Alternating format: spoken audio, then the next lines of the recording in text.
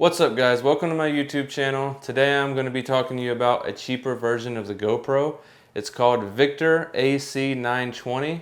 In today's video I will be showing you footage and running you through the specs of this camera. I will also be giving you my honest opinion if you should purchase one or not.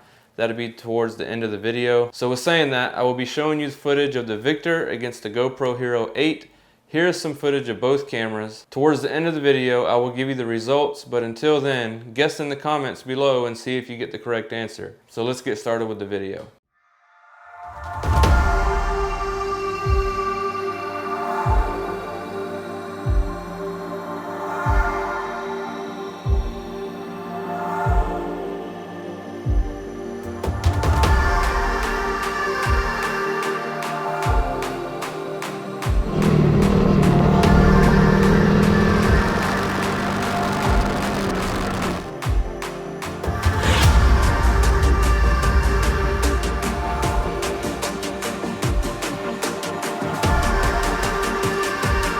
Okay, which one was the Victure and which one was the GoPro Hero 8?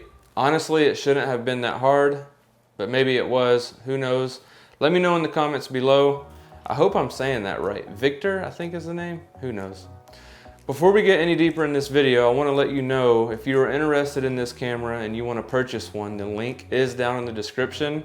So just so you know. Also, a lot of you guys aren't subscribed to my YouTube channel. So if you aren't subscribed, make sure you hit the subscribe button with all notifications on. Okay, so with saying that, I'm going to get right into the specs of this camera. First thing you should know is it does have electronic image stabilization.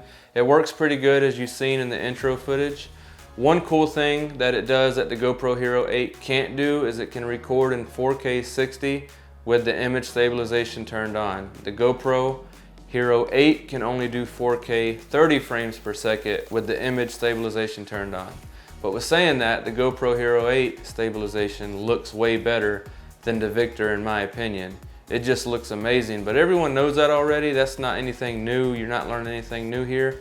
But the GoPro can only do it in 30 frames per second as the Victure can do the stabilization in 4K 60 frames per second with the stabilization turned on. So with that, I'm gonna go over the resolutions and I'm gonna go over the frame rates. I'm gonna say them really fast because you can click the link if you really wanna know the actual resolutions, but it does 4K 30, it does 4K 60, it does 2.7, 30, 1080, 120, 720, 240, 720, 120, 1080 60, 1080 30, 720 60. I only shot in 4K and 4K 60. I also tested the slow motion out for you guys, and here is a shot of that if you want to take a look at it. Another thing about this camera is this camera does have auto power on mode, meaning when you hit the power button it will automatically start recording, which is nice in my opinion. When you have to get a shot really fast, I noticed that this feature works really well with no problem. It's very responsive and seems to be faster than the GoPro Hero 8. When it's turning on, it's a little faster in my opinion. Another thing about the Victure action camera is it has a really simple and easy interface, user interface. As you see here, everything is really self-explanatory. It moves through the menu fast and snappy, which is really nice, coming from the GoPro Hero 8, which can be pretty sluggish in my opinion. But with saying that, the GoPro Hero 8 works fine, it's just a little slow. But I just wish the GoPro interface was a little faster. Maybe the Hero 9 is faster, let me know in the comments if you have one. When purchasing this camera, it comes with a lot of accessories, one of them being a lapel microphone, which I think is pretty cool. The size of the microphone is pretty big, but let's see how it sounds. Test 1, 2, I'm just testing out the quality of this microphone. I'm actually writing the script for this video right now. As you can see here, I'm on the microphone part. I just want to see how the microphone sounds. I do have this microphone plugged into the camera and I am just testing how it sounds. So hopefully it sounds okay, decent. It's one of the accessories. Okay, so the microphone quality was not terrible, but it also is not the best either. In my opinion, it will get you by if this is the only thing that you have for audio. It is definitely better than the audio in camera, which is not good in my opinion. But when I use action cameras, I really don't use audio anyway. I use them strictly for video, which I have a feeling most people only use action cameras for video. Unless you're going underwater, then it's a little different. You definitely get that underwater googly sound, which is pretty cool. Before I get off the audio subject, the case that comes with this camera rattles a lot. So if you hook it up to any four-wheelers or side-by-sides and you expect to get good audio, it's not gonna happen. It just rattles and it's horrible sound quality. I'm sure you could hear that in some of this footage here, but it's just horrible sound quality whenever it's rattling in the case. Continuing on with the accessories, it comes with a lot, as you can see here in this video. I'm not gonna go over all of them one by one, but here is a shot so you can see it. One thing to note is they all do work with the GoPro. They all are, they work at the bottom. Everything works good with the GoPro, so if you want to buy this just for the accessories, which would be really dumb, it'll work with your GoPro. So that's really nice. And if you happen to have GoPro accessories, it will work. So that is nice. Okay, so the last thing I'm gonna talk about before I give you the answer on which camera was which. The Victure camera is waterproof up to 40 meters. I'm assuming that is with the enclosure on it. Without the enclosure, it won't last a foot underwater. It can't, it's impossible.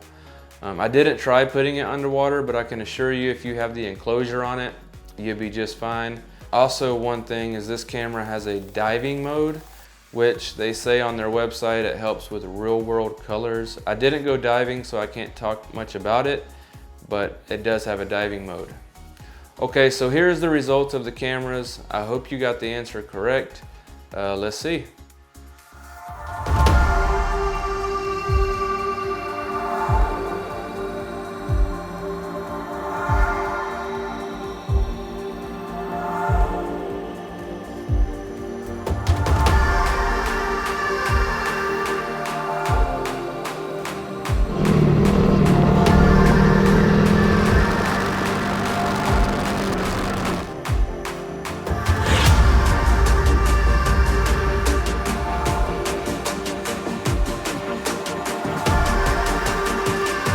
Okay, so did you get the answer right? Did you guess which camera was which? I'm sure you did. I'm gonna go ahead and tell you if you should purchase this camera or not. A few things that I noticed when using this camera: it was really easy and awesome to use.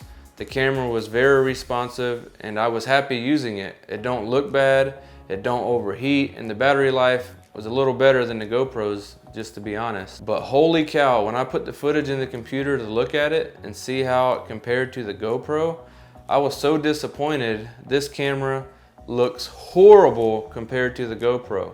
Honestly, it looks as bad as my dash cam I did a review on a couple months ago.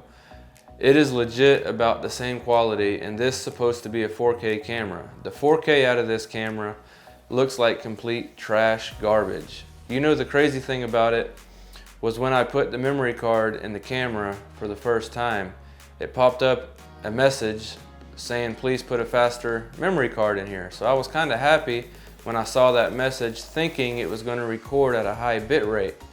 Man, I was definitely wrong.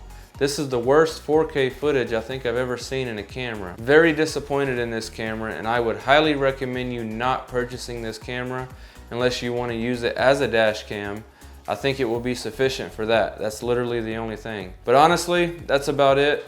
With saying that, I hope you enjoyed this video. I hope I saved you from wasting some money, because honestly, on the Amazon page, this camera looks like it's gonna be awesome. So yeah, make sure you hit the notification bell, the subscribe button. I think I said that backwards, but it's all good. And I'll see you in the next video. Have a good day.